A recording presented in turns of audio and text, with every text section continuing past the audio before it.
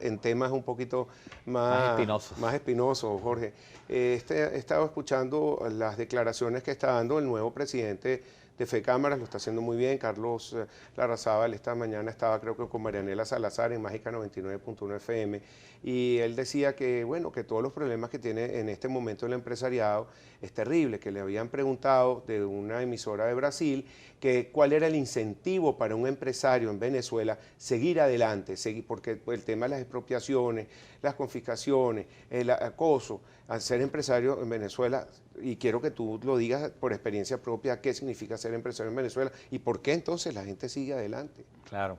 Primero, darte la razón en el extraordinario comienzo que ha tenido Carlos.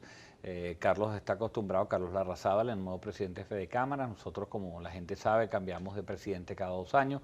Es un ejercicio de alternabilidad democrática del cual estamos particularmente orgullosos. No importa si lo hagas bien o si lo haces mal. Normalmente hay una rotación y a Carlos le tocó en esta oportunidad en unas circunstancias tan adversas como las que está viviendo el país. Y la verdad es que ha comenzado extraordinariamente bien, tiene un equipo maravilloso. Carlos es una persona muy estructurada y sus primeras declaraciones, con las cuales yo comulgo completamente, me parecen que han estado muy acertadas. Quizás el tema de fondo, Pedro, es que el debate político que nos tiene a todos distraídos, los empresarios también, y respondiendo ya concretamente a tu pregunta, nos aleja de lo que le está pasando al mundo económico, al empresario. Ser empresario no es un diploma que yo te entrego a ti y bueno, con eso tú te vas a tu casa, lo pegas y soy empresario por vida. Empresario es levantarte cada mañana, ver cuáles son tus dificultades, vencerlas, cuáles son los retos, soñar, crecer, siempre convertir tus sueños en realidad. Y eso tiene un proceso constante. Tú no te puedes parar y decir, bueno, yo ya soy empresario y a descansar. No, eso no es así. Lamentablemente o afortunadamente, el empresario es una persona en constante evolución. Entonces, ser empresario en este país nos ha dado a nosotros una resistencia increíble. Los que estamos todavía vivos, primero que creemos en Venezuela, que seguimos apostando aquí, nos ha dado una resiliencia y al mismo tiempo nos ha dado una confianza de apostar a que algún día las cosas van a mejorar. Obviamente que tú ves todos los indicadores ahora y te parece pues imposible apostar a Venezuela y no hay una sola cosa que te indique esto es un país para apostar. Pero los venezolanos que estamos aquí, oye, pues preferimos creer en que esto va a mejorar y tú haces una apuesta para futuro, no haces una apuesta para el día a día de hoy. Sí. Resumiendo lo que tú estás diciendo, lo importante de ser empresario también es la capacidad de adaptación. Fíjate que negocios, por ejemplo, Kodak no se pudo adaptar y el papel film no subieron irse a la era digital y desapareció. O teléfonos como Nokia o BlackBerry no tienen el auge que tiene ahorita los de Apple iPhone. Entonces, en Venezuela la capacidad de adaptación es diaria. Así es. Hacer proyecciones al minuto. Ayer el presidente dijo que iba a tomar decisiones económicas trascendentales, muy fuertes. Explícame un poco entonces cómo esa capacidad de adaptabilidad del venezolano empresario. Sí, primero darte la razón en que todos esos presidentes que se equivocaron eran presidentes con sueldos de $100 millones. Imagínate. O sea, no eran, estás hablando o sea, el equivocarse dentro de la carrera empresarial es una posibilidad absoluta. El fracaso dentro del mundo empresarial es bastante lógico y bastante aceptado. El problema es volverse a levantar y volverte a construir, pero si se equivocó el presidente de Kodak, se equivocó el presidente de IBM, que tenían el mercado mundial y no creyó en las computadoras personales, si se equivocaron esos gerentes tan importantes, como no se va a equivocar un empresario en Venezuela con todas las dificultades que hay. O sea, que nadie le tenga miedo a equivocarse, el problema es construir y volverte a levantar para volver a ser otra vez una empresa digna y una empresa que tenga futuro. Entonces eso es lo primero que quería descartarte. Lo segundo que tú acabas de mencionar es el tema de que en Venezuela las circunstancias están ahora muy adversas, o sea, todos los indicadores parecen ser contrarios. Pero por otro lado el mundo no está tampoco muy sano, Pedro, o sea, no vayas a creer que el empresario que se ha acostumbrado a estar aquí en Venezuela no es que crea que se va ahora a los Estados Unidos o a Europa y monta un negocio y le va maravillosamente bien. Mucha gente se está yendo con sus ahorros a vivir de un retiro, muchos muchachos se están yendo a trabajar en profesiones que no son las que para lo que estudiaron, están manejando un Uber, están manejando un taxi, están atendiendo una arepera, oye, no para lo que tú estudiaste. Entonces también hay una falta de realización personal que bueno, que yo no se la puedo recomendar a nadie. A mí me encantaría que uno para lo que estudió, para lo que se preparó lo pudiera hacer en su carrera, su vida personal. Eso no está ocurriendo en Venezuela y por eso tienen que irse a buscar un mejor futuro en el país y por eso esa migración de talento que hemos tenido tan extraordinaria y tan lamentable para Venezuela. Ahora fíjate, añadiendo lo que tú estás diciendo, el venezolano tiene una gran capacidad de resiliencia, como dices tú, y de adaptación. Tengo una sobrina que estaba visitándonos de Barcelona, llegó ayer y me dice que ella está en un laboratorio muy importante donde tienen a 5 venezolanos en una de las unidades y en la de ella 2. Y el jefe de ella dice, es que quiero tener puros venezolanos, porque los únicos que resuelven aquí en esta compañía son los venezolanos que estamos contratando. Esa capacidad de adaptación del venezolano es única y eso creo que nos hace muy atractivos para el resto del mundo. Lo que pasa es que, ¿y cómo quedamos nosotros aquí vacíos si esos venezolanos de afuera? Yo estoy muy orgulloso de nuestro país, de nuestra gente. Nuestra gente siempre que sale afuera es competitiva, siempre que sale afuera es más veloz, más rápida que cualquier otro. Y cuando digo veloz, en tomar decisiones, y la que ya se ha acostumbrado a un entorno hostil como el que tenemos en Venezuela, imagínate cuando todo funciona bien, que puedes planificar, un gerente que puede hacer un presupuesto, un gerente que sabe cuáles son las variables. Bueno, eso no adivina cifras, ¿cuánto está la inflación? En Venezuela eso no existe, ¿no? Ya vamos a hablar un poco de lo delicado de la situación económica de nuestro país, pero... Ok, al regreso hablamos entonces de algunos indicadores económicos, cómo está haciendo también la empresa para poder salir adelante. Ya regresamos con el doctor Jorge Roy, expresidente de Fede Cámaras, aquí en Control Pesini y Globovisión.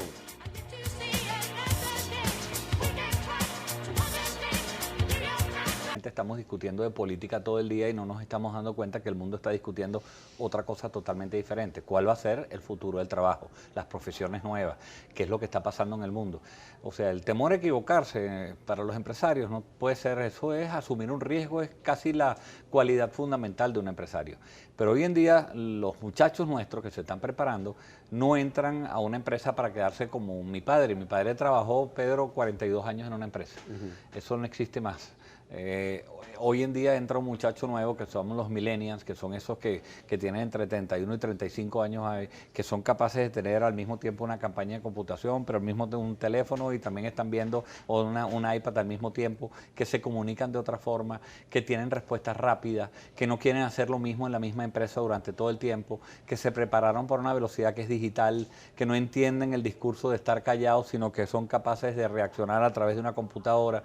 Bueno, yo creo que eso es lo que tenemos que ver. Nosotros seguimos preparando muchachos que van a ser desempleados el día del mañana. Vamos a seguir graduando abogados en Venezuela que después tienen que manejar un taxi con la profesión tan digna que es ser taxista, pero no te preparaste para eso. Entonces, bueno, lo que tenemos es que empezar con una discusión mucho más seria, Pedro, de cuál es el futuro del trabajo en este país y cuál es lo que nos toca afrontar, porque el mundo lo que está discutiendo es eso. Aquí en Venezuela lamentablemente estamos discutiendo si te llegó el CLAP, si no te llegó el CLAP, si puedes comprar un kilo de harina pan en la semana que viene, y eso pues te ha quitado todas las posibilidades de realizarte, de pensar, de pensar como país cuál es el salto que tienes que dar en el mañana. Mira, Carlos Larrazábal, el presidente de Fede Cámaras, decía también en la entrevista esta mañana a la que hacía referencia, que en Venezuela antes estábamos autoabastecidos de arroz y ahora estamos importando arroz de Guyana y que cuesta como 15.000 bolívares el kilo, cuando antes este país era autoabastecido, y que siguen expropiando y siguen tratando de implementar el plan de la patria. Y hacía referencia también a lo que sucedió hace poco con el presidente Fedenaga y algunas de expropiaciones que siguen llevándose adelante, que es lo que nos ha llevado el país a la escasez en los anaqueles que tenemos. ¿Alguna opinión? Sí, primero toda mi solidaridad con Carlos Eduardo Albornoz, el presidente Fedenaga, valiente, luchador. Le quitaron su empresa, su finca, una finca donde toda la familia había trabajado, además productiva completamente, por el simple hecho de opinar diferente en contra del gobierno. Y eso es realmente, pues lo vamos a llevar a la OIT. Ahora cuando me toca ir a Ginebra en noviembre, es el principal caso que llevamos, donde el gobierno sigue expropiando empresas, pero además te expropia no porque seas cualquier persona, sino te expropia porque eres un dirigente sindical o un dirigente empresarial. Como tú hablas y como estás en el discurso, entonces te quito tus empresas y eso es algo que la OIT no perdona para nada. En segundo término, Carlos tiene mucha razón. El tema de fondo ahora, que yo creo que está ausente en el debate de los dos. A este gobierno no le interesa el tema político, no le interesa el tema económico. Lo que le interesa es la permanencia en el poder. Tú ves a la constituyente que no ha sacado ninguna ley económica. Ayer empezaron a decir que van a hacer una nueva ley para la inflación. Que me demuestren una sola obra, Pedro, que funciona en este país en 18 años de revolución, donde tú me digas esta fábrica es productiva y es un ejemplo y está exportando, ahí tenemos 1 kilómetro de carretera, tenemos una electricidad mucho mejor, tenemos unos servicios públicos que funcionen. ¿Qué es lo que ha pasado? Que el tema económico se ha tragado por completo lo que es la petencia política. Y contra eso es que tenemos que discutir los que estamos del otro lado de la mesa, porque la oposición tampoco es que entiende mucho el tema económico. La oposición también tiene que dedicarle al tema económico. Lo que le interesa a la gente ahorita es que cómo es las consecuencias de que México ya no va a poder exportar los claps a Venezuela y la gente que estaba esperando una cajita ni siquiera la va a tener. Y a ti las sanciones que parece que no te involucraran, claro, pues sí te van a involucrar, porque ahora ya México no te va a mandar la cajita con la cual yo no estoy por supuesto de acuerdo, pero ahora ni siquiera la vas a recibir. ¿Cómo están los viejitos hoy? Hoy los viejitos, Pedro, no pueden salir a cobrar el dinero. Si todos los pensionados fueran a buscar su dinero, no hay cono económico, el cono monetario para pagarles, y acaban de anular hoy el avance de efectivo. O sea, la gente que vivía un poquito de dar su carnet de la patria, su tarjetica para que le dieran efectivo, ya no hay efectivo. Esos son los problemas que a la gente le están pegando, mientras nosotros estamos debatiendo un poco quién se quede y quién se va del poder. Y hay algo peor, porque tú hablas de la subsistencia del país, la subsistencia económica, pero nosotros vimos el petróleo y toda la producción petrolera va en caída. Tenemos tantas deudas que no sabemos ni cómo las vamos a pagar. Tenemos una pared para el 2020 en bonos, que tú lo conoces, que tenemos que reestructurarlo, y si no hay reestructuración, ahí se trancó del juego. Entonces, si no le meten un poco a la industria petrolera, los negocios que se están haciendo con Rosneft, con Citgo, con todos estos bonos, mira, de verdad que no son los bonos del hambre, es el bono de la quiebra total de un país, y hay que meterle el ojo a eso. Ahora, ¿tú crees que la Asamblea Nacional Constituyente va a fomentar de que se aumente el petróleo? Porque si vemos esto desde el punto de vista político, de lo que se propone es eliminar la empresa privada, hacerla toda empresa pública e importar todo con lo que salga del petróleo, pero eso es lo que nos ha traído hasta acá. ¿Qué piensas? Mira, Pedro, basta con ver, y de verdad me cuesta mucho ser peyorativo, pero el proceso bajo el cual se escogieron a nuestras constituyentistas no son para nada, constituyentes que se llaman, no son para nada representativos de la sociedad venezolana. Los señores que llegaron ahí como empresarios, entre todos llegaron con 5.000 votos, o sea, y además son 5 personas, mientras que hay 8 representantes indígenas, hay 5 empresarios. ¿Tú crees que yo me puedo sentir representado por 5 empresarios ahí que están ahí escogidos por 5.000 votos de un país? Eso es pero sí pasa con todo el mundo. Entonces la gente lo que está discutiendo ahí es un poco como una manada donde les ordenan qué decir, todos levantan la mano, no hay una discusión desapasionada de los problemas del país, porque además de que es ilegal, es que tampoco está resolviendo el problema económico del país. Si tú me dijeras que hay un equipo económico verdaderamente serio, centrado, que sabe lo que está hablando, que se va a dedicar a resolver los problemas del país, oye, bienvenida, inclusive siendo ilegal, porque algo saldrá por ahí que después pueda ser tomado en cuenta. Yo creo que esta constituyente no solamente es ilegal, es ilegítima, sino que no va a resolver ninguno de los problemas graves económicos que tiene el país, más allá de que va a acentuar los políticos. Pero ahí está, y vamos a ver con qué viene. Tenemos que ir a una pausa. Al regreso vamos a seguir hablando de ese tema, de cómo puede entonces, porque hay algunos empresarios que están haciendo vida dentro de esta Asamblea Nacional Constituyente, si van a tener voz y voto y si les van a hacer caso o van simplemente a ser sumisos a lo que se escoja ahí por esta opinión. Ya regresamos con Jorge Roy aquí en Con Todo y Pensini por Globovisión.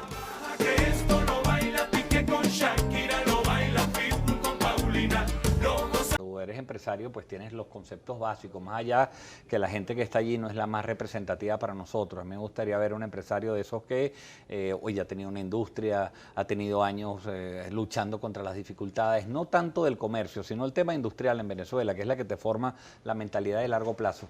Y no hay ninguno, bueno, el Orlando Camacho, que es de Fe Industria, que es una empresa heredada, y bueno, lo felicito que haya entrado. Yo lo que quiero discutir es si una vez que tú estás ahí, si tú de verdad crees genuinamente que te van a dejar opinar sobre algo. Y esa es la pregunta que él se tiene que hacer. Si está perdiendo el tiempo contra 500 indígenas, cocineros, ese saco de gatos que se montó en eso, ¿tú te imaginas 500 personas opinando contra tu propuesta de que hay que tener mayor protección a la libertad privada y opinándote el dirigente comunal del barrio de La Dolorita diciéndote que tú estás tostado? O sea, esto es inmanejable desde el punto de vista conceptual, es inmanejable desde el punto de vista pragmático, y eso no nos engañemos, eso se montó no para resolver ningún problema, sino precisamente, bueno, para tener un poco de protección contra el financiamiento internacional que busca el país, que no lo está logrando. Sí, claro. Mira, voy a aprovechar por Miguel Pérez Abad de enviarle nuestro más sentido pésame de parte de la planta Globovisión. no hay nada peor que perder un hijo, no tiene ni siquiera un nombre, así que nuestro saludo solidario para él y su familia y que en paz descanse. Toda la razón, me comuniqué con él esa misma mañana y todos mis afectos, lo cortés no quita lo valiente, dolorosísima la pérdida de un hijo y con Miguel, más allá de las diferencias conceptuales, ideológicas que tenemos, por supuesto, me une en estos momentos una solidaridad por la pérdida de un hijo al cual le deseo toda nuestra fuerza en tan difíciles momentos. Es así. Bueno, gracias por sumarte gracias a ti. al duelo. Y bueno, yo lo que quería es señalar que él cuando formó parte del Consejo Nacional de Economía Productiva de los motores, él hizo algo extraordinario, que fue que bajó todo lo que fue el dólar today, por las leyes, por lo que estaba pasando, el dólar today bajó y fue devaluando poco a poco y casi se unen en un precio bastante razonable ese dólar. Pero después lo sacaron y entonces lo mandaron para un banco y no le hicieron caso. También Rafael Ramírez, cuando era ministro de PDVSA, planteó una serie de tomas de decisiones que se tienen que hacer en economía, que se han repetido 1000 veces, de eliminar los controles de cambio, de hacer una serie de cosas que se tienen que hacer en economía. ¿Tú crees que alguno de estas personas que están formando parte de esta nueva Asamblea Nacional Constituyente lo plantee o que los conozca todos estos planteamientos que nos podrían aliviar la economía en Venezuela? Mira, yo creo que este gobierno no permite la inteligencia y mucho menos la disidencia inteligente dentro del propio gabinete. Si alguien realmente da unos conceptos con el mínimo sentido común, es traspasado y es abollado y es como un trapiche que te muelen y después pues sales hecho pedazos. Ojalá que los que tengan un poco de sentido común se preserven en el tiempo. Pero yo no tengo ninguna esperanza de que de allí salga nada positivo.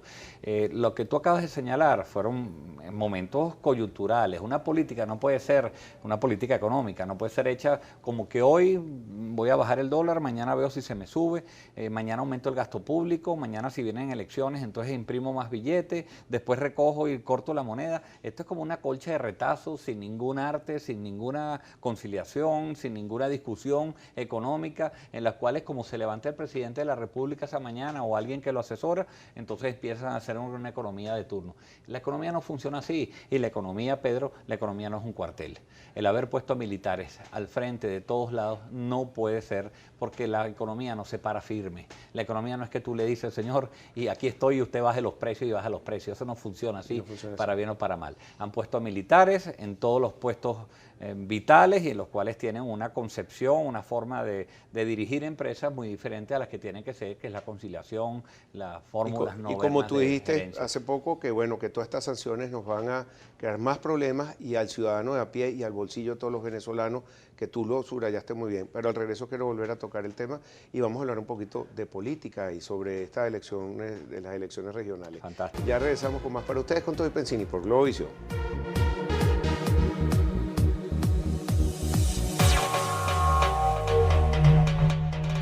Ahora, está de trending topic número 1, el eclipse solar 2017, y bueno, lo que importa es astrológicamente que generalmente los eclipses solares traen cambios. No quiero decir si positivos o negativos, tenemos que traer un astrólogo para que nos haga esa interpretación. Pero vamos a hablar sobre un tema que hace poco el alcalde de Chacao se fue para Miami, yo creo que ahora está en el exilio. Él dio unas declaraciones en el programa de Fernando del Rincón, donde decía que en Venezuela ya no habían salidas democráticas. Hoy escribe Ricardo Hausmann en su Twitter explicando un poco más. Quizás es un titular, yo no quiero juzgar a Ramón, es muy amigo y lamento mucho lo que le está pasando. Pero lo que complementó Ricardo Hausmann, que dice, a lo mejor no hay salida electoral, pero si no se va a votar en las regionales, entonces si es la oposición que va o no va el gobierno, se le entregan bandejita de plata el uno al otro. Yo quería saber cuál es tu posición, porque sí que se ha discutido en las redes si ir o no ir a las regionales, y me imagino que en la MUD todavía tienen esa discusión. Sí, bienvenida además la discusión, o sea, la discusión cuando es desapasionada, cuando no descalificas al que no piensa como tú, es lo sano en una sociedad.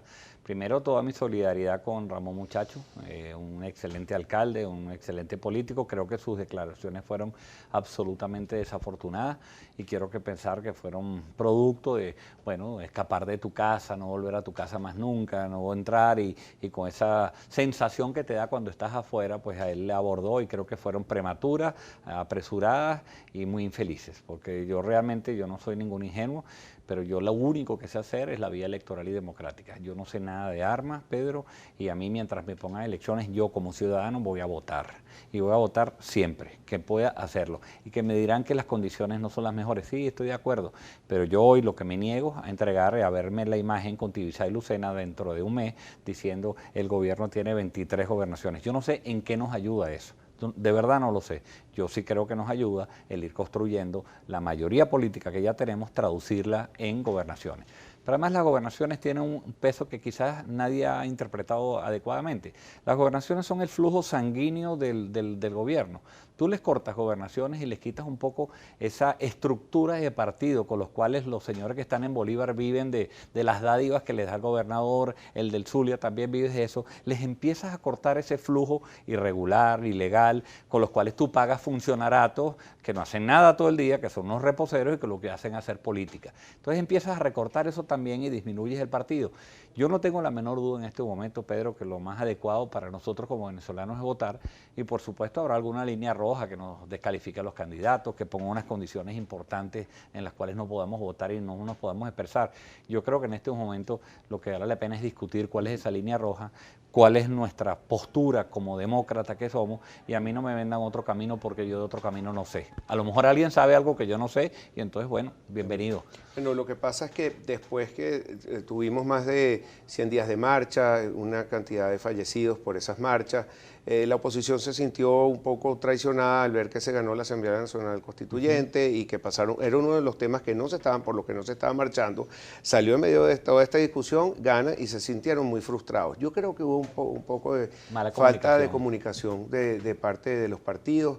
Inmediatamente salió Henry Ramos porque él siempre fue muy claro y el Partido Acción Democrática que ellos iban a seguir en esa línea y dice, mira, nosotros vamos ya a las regionales y eso causó un estupor en la gente. ¿Tú crees que eso se puede mejorar, esa comunicación, los partidos verse un poco más unidos? Porque ahorita lo que siente creo que la población es un poco de desconcierto, más allá que la traición. Sí, yo comparto contigo, hubo varios errores porque por supuesto se cometen contra un gobierno que no tiene escrúpulos, porque es que tú crees que lo que va a ocurrir es lo que está en la Constitución y después tú ves que eso no ocurre. ¿Quién podría estar pensando que un gobierno aguanta 120 muertos y no hay ningún pronunciamiento al respecto? ¿Quién podría aguantar que unas Fuerzas Armadas no les importa lo que está pasando con la Constitución y que ahí adentro no hay una revolución de gente que se siente capaz de defender a una Constitución del 99? Bueno, todo lo que se hizo fue una puesta en escena donde se hizo absolutamente todo para que hubiera rupturas y se lograron muchísimas cosas, se logró una ruptura del orden institucional de ellos, hay mucha gente que estaba allá que hoy está para acá, se logró un gran apoyo popular internacional, se logró que este gobierno sienta en estos momentos que de verdad tiene mucho menos legitimidad democrática. Bueno, han tenido que traspasar una barrera que quizás no hubieran tenido que traspasar. O sea, yo reivindico todo lo que hizo la oposición y además yo soy oposición, yo no estoy aspirando a ningún cargo, yo me siento como un ciudadano más y sí, me siento defraudado a veces en que esa hora cero no la entendí mucho, qué significaba esa hora cero y creo que todo el mundo no se le explicó muy bien y me gustaría que me explicaran hoy cuáles son los pasos en adelante. Si ganamos las gobernaciones, ¿qué ocurre después? Y si no se ganan las gobernaciones, ¿qué ocurre después? Porque tiene que haber planes en los cuales yo como ciudadano no estoy en la política, no pertenezco a ningún partido y no espero ningún cargo. Lo que me gustaría es como ciudadano que la gente que nos dirige nos explicara qué es lo que va a hacer. Bueno, ha habido reacciones fuertes a nivel internacional, sobre todo por parte de los Estados Unidos, porque la semana pasada Donald J. Trump, en medio de sus vacaciones, salió con la gente de la OEA y puso a dar declaraciones a Pompeo de la CIA sobre Venezuela y envió a su vicepresidente Mike Pence por Latinoamérica, donde hizo un recorrido y donde fue el tema principal a abordar era Venezuela. Regresa a Camp David, donde no deja entrar a casi ningún político y él sale a sus vacaciones en una reunión privada custodiada por los Marines. Y esto va a traer consecuencias, y lo están diciendo, nos van a estar vociferando y van a una amenaza el perro del lobo. Yo creo que esto va a traer consecuencias para Venezuela. Ojalá no sea un embargo petrolero, porque nos haría un daño terrible, peor a la situación que tenemos ahora. ¿Cuál es tu opinión? ¿Cuáles son los escenarios que se han planteado frente a esto? Sí, gracias por esa pregunta. Yo le hago mucho más caso a la gira de Pence que a la habladera del señor Trump, ¿no? La gira de Pence ya es algo serio. Cuando tú vas y pierdes, gastas, inviertes 4 días en dirigirte a todos los países a conversar sobre la situación de Venezuela, es que eso no es una cosa normal. Eso hay algo que les está molestando a los americanos. Yo no puedo estar de acuerdo contra las sanciones a mi país, no puedo estar de acuerdo, porque para empezar vamos a sufrir todos. Pero al mismo tiempo los Estados Unidos tienen todo el derecho de decidir quién es su vecino ingrato y cuáles son las sanciones que le tienen que poner a gente para que visite a los Estados Unidos y con quién quiere hacer negocios y quién no. Eso yo no tengo nada que opinar ahí, porque a mí lo que me gustaría es que Venezuela tuviera una relación armoniosa con Estados Unidos y con todos los países del mundo, como debería ser. La pregunta es, ¿por qué estamos donde estamos? La pregunta es, ¿qué ha hecho este gobierno para que seamos considerados una amenaza mundial? Porque no es Estados Unidos. Hay 40 países que no creen en la constituyente, hay países que no quieren negociar con nosotros, y los países que sí quieren negociar con nosotros no son los mejores, Pedro. Yo serme socio de China y Rusia, y que me perdonen, no son los socios para mí adecuados, no son los socios con los que me gustaría hacer negocio, y que los buitres vengan a tomarse los bonos venezolanos, porque los bonos venezolanos estén caídos, nos van a quitar hasta la Plaza Bolívar. Entonces, lo que tenemos que estar muy claro en que nos estamos entregando a unos tipos que van a ser mucho peores el día de mañana que los que hoy hacer negocios con la gente que son serios haciendo negocios. Entonces, a mí nadie me venga a decir que aquí están los mejores países del mundo apostando a la realización de una sociedad más justa. Vienen como un botín. Venezuela se ha convertido en un botín, y el primero que llegue y el primero que agarre su pedazo se lo lleva. Tenemos que ir a una pausa. Regreso, seguimos hablando entonces de esas posibles sanciones y qué es lo que plantea Mike Pence, vicepresidente de los Estados Unidos para Venezuela. Ya regresamos con más para usted. Hoy Pensini por Globovisión. Bueno, estábamos hablando con Jorge Roy antes de seguir con la materia dura. Te quería recomendar, como tú siempre estás al tanto del teatro, cine, y también por Jorge y las recomendaciones, te recomiendo La Catira del General. Un saludo a Javier Vidal, a su esposa, a su hijo. Una tremenda producción, es la tercera de una serie de los gochos y políticos en Venezuela, pero es de la época de Pérez Jiménez y nos recuerda muchísimo del general Pérez Jiménez. Sale Llovera Páez, que es suegro del doctor Anzola. Sí, qué maravilloso. Yo fui a ver Cartas de Amor este fin de semana con Manrique y con María Ángel Ruiz, precisamente la esposa del alcalde Muchacho. Extraordinaria obra también. De Ocariz. De Ocariz, perdón, de Ocariz. Hay que salirse un poquito de esta infelicidad en las cuales estamos rodeados y buscar estos ratos en los cuales uno parece que se estuviera escapando. La verdad es que Venezuela todavía tiene cosas maravillosas, y ir a ver nuestro talento y nuestro teatro siempre nos reencuentra como venezolanos. Venezuela no es solamente esa tragedia que estamos viviendo. No es, y tenemos que mantener el espíritu en alto todos. Y también me recomendaste una película. Dunkirk, la de la guerra, maravillosa película, dirigida por Nolan. Esa me la recomendó mi hijo, y lo que me recomienda mi hijo voy, porque si no te puedes imaginar. Con buen mensaje, ¿no? Una muy buen mensaje, una gran película de guerra, de verdad que... Mira, yo quería que volviéramos al tema de las posibles sanciones de los Estados Unidos hacia Venezuela, ojalá que no ocurran, pero no está de más, y siempre lo hemos hablado, escenarios posibles. El escenario que impongan sanciones, ¿qué sería? Y si no, el escenario de que la oposición gane las regionales y después un escenario electoral 2018-2019. Claro, yo creo que dibujar un poco cuál es la ruta es importante para la gente, porque la gente lo que no tiene ahora es muy claro para dónde vamos, o sea, pero tampoco lo tiene el gobierno, ¿eh? Vamos a estar claros, el gobierno puso la constituyente y ahora no sabe qué hacer, porque es que no puede resolver el problema económico, no se puede endeudar, no puede financiarse, están diciendo que es culpa de la oposición, pero tampoco sabe qué hacer. O sea, tenemos en estos momentos un país que está entre un gobierno que no tiene la menor idea de cómo salir de este parapeto que montó, más allá de mantenerse en el poder, que lo están logrando, pero no sabe qué hacer políticamente, económicamente y socialmente por el venezolano. Y tenemos una oposición que no tiene que dibujar cuál es su ruta. La ruta tiene que ser, bueno, si vamos a las elecciones regionales, ¿para qué sirven? Y si sirven, ¿cuál es el próximo paso? El próximo paso es ir a unas elecciones de presidencia de la República. Es una ruta meramente electoral. Es la que yo creo. Le digo, a mí me pueden llamar todo el ingenuo que quieran, pero es que yo no sé hacer otra ruta. Alcalde, yo no sé de conspiraciones, yo no sé de meterme por allá, ver qué es lo que está pasando, de unos militares que se vayan a levantar. Yo en eso no creo. Yo creo que somos mayoría los venezolanos que queremos un cambio de país, y eso hay que expresarlos en unos votos, y ojalá que se lleven a cabo las votaciones que sean necesarias. Si eso ocurre, si ocurre un cambio de gobierno, nuestra salida económica, Pedro, va a ser relativamente sencilla, porque lo que no puede ocurrir es que este gobierno tenga capacidad de maniobra. El gobierno no tiene capacidad de maniobra porque perdió fundamentalmente la confianza. O sea, no cree en ti ni los tuyos, ni el mundo internacional, ni nadie te va a prestar dinero para salir. Venezuela necesita 70.000 millones de dólares en el mejor de los casos. Eso no te lo va a prestar nadie a Venezuela en las circunstancias actuales, con un clima de conflictividad política, donde no se sabe quién es el que manda y quién es el que aprueba. ¿Quién te puede prestar dinero en esas condiciones? Ni pagar nuestros bonos. Ni pagar. Bueno, los bonos, gracias a Dios, lo han venido pagando, pero ¿a costa de qué? A costa de que el venezolano coma menos. Yo pago los bonos, pero con ese dinero que estoy pagando los bonos, dejo de importar comida y de invertir en el país, de invertir en la industria privada y que seamos autoabastecidos. Entonces han privilegiado el pagar los bonos, con lo cual, bueno, eso es estrategia, pero estamos sufriendo los venezolanos. Aquí me está reclamando el expresidente de Fedecámara, Francisco Martínez, que tiene casi una hora viendo el programa y no lo ha saludado. Mira que estamos hablando de los maracuchos. Un saludo a Francisco, que debe estar ahora buscando qué hacer. Cuando uno sale de presidente, lo digo por experiencia propia, esos primeros días son así como que, bueno, yo me quedé sin trabajo, déjame ver qué hago. Él ayer me llamaba en pleno Miss Earth y me decía, mira, ¿te puedo hacer la suplencia? No, esto aquí no me saca. Saludos a Francisco, y gran amigo, y bueno, y ahora que disfrute un poco su salida, que ya lo vamos a incorporar en algunas comisiones. Hablando de Francisco y de nuestro amigo Jorge Botti, ahora Carlos Larrazábal y todos los que han sido las últimas presidencias, las más modernas de Fedecámaras, ¿cuál es el reto de Fedecámaras en este momento y qué le recomiendas a Larrazábal?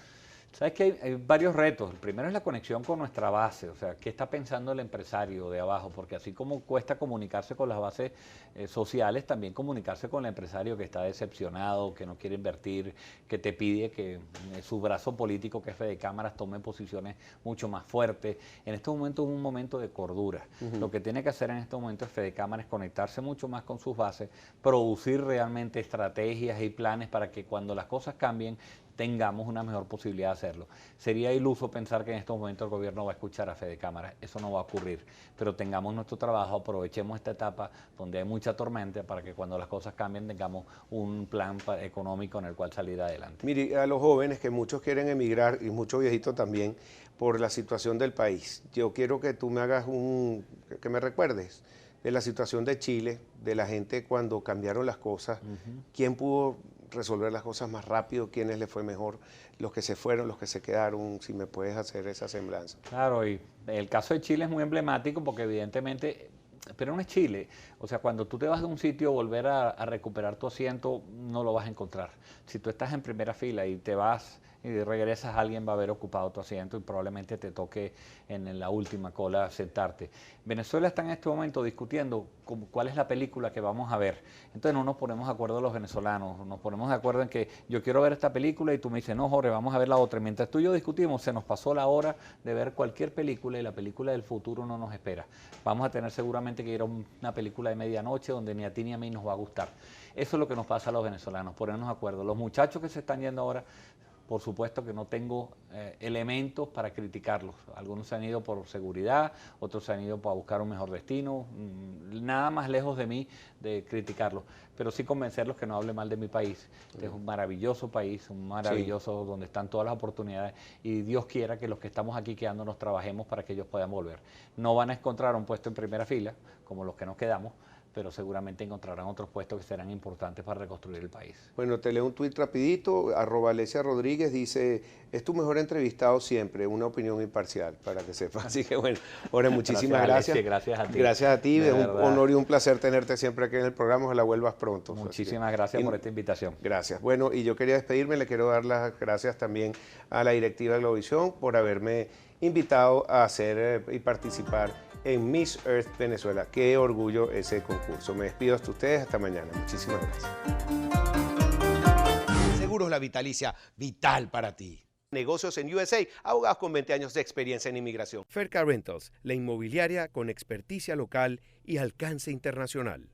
BM Envíos, recorre nuevos caminos con Doral Rentacar. Tuprostata.com, precisión en el diagnóstico y excelencia en el tratamiento de las enfermedades de la próstata. Miragua, Club de Playa, por tu seguridad y la de tu familia, blíndate. Academias IMG USA, reconocida internacionalmente desde hace 40 años. Ban Plus, energía financiera. Presentaron